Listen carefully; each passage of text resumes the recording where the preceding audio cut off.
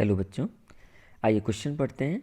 हमारा क्वेश्चन दिया है 2 buffers x and y of pH 4 and 6 respectively are prepared from acid Ha and its salt NaA. Both the buffers are 0.5 molar in Ha.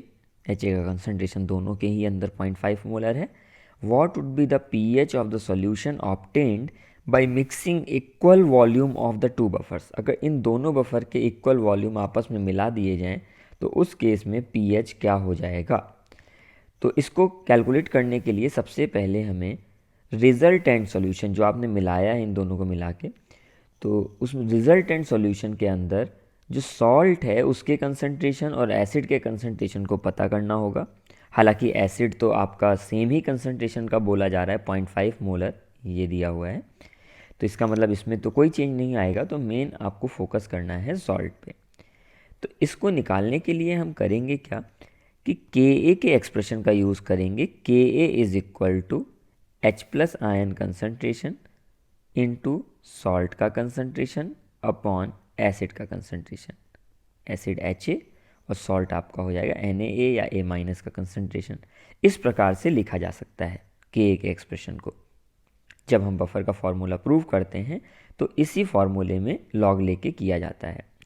तो Ka की value आपको दी हुई है। अगर हम पहले केस की बात करें, पहले केस की अगर हम बात करें x वाले के लिए, तो x वाले के लिए Ka तो आपका 10⁻⁻5, ये तो दोनों के लिए सेम होगा, लेकिन जो H प्लस होगा, क्योंकि pH आपका 4 है तो H प्लस आपका 10⁻⁻4 हो जाएगा। सॉल्ट का कंसंट्रेशन आपको निकालना है, डिवाइडेड बाई एसिड का जो कंसंट्रेशन है वो 0.5 मोलर है। तो आप अगर यहाँ पे इसे सॉल्व करके सॉल्ट का कंसंट्रेशन निकालें तो ये आपका 5 मोलर आएगा, देखिए। और वहीं अगर इसी प्रकार का मेथड इस्तेमाल करके सेकेंड सॉल्यूशन में सॉल्ट का कंसंट्रेशन निकालें तो 10⁻⁻5 H प्लस आयन कंसंट्रेशन बस 10⁻⁻6 हो जाएगा। बाकी सारी चीज़ें वैसी ही रहने वाली हैं। इसकी वजह से लेकिन आपका जो सॉल्ट का कंसंट्रेशन होगा वो 0.05 आ जाएगा।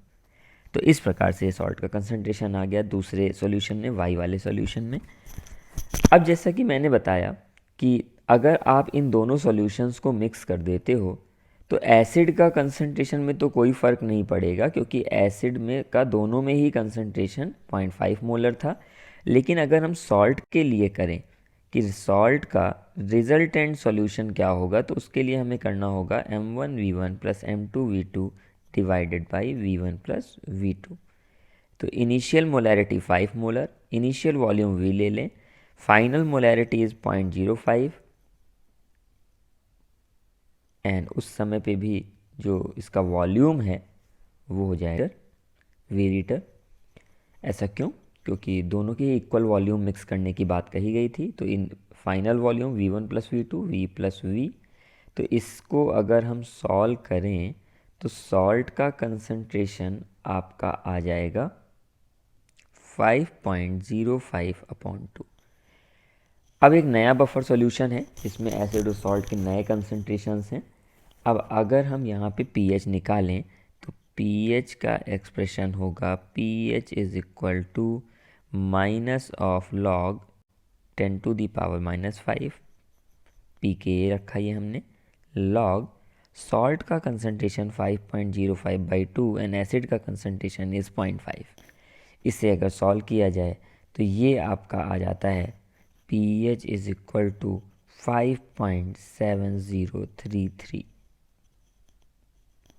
सो आपका आंसर होगा बी पार्ट 5.7033।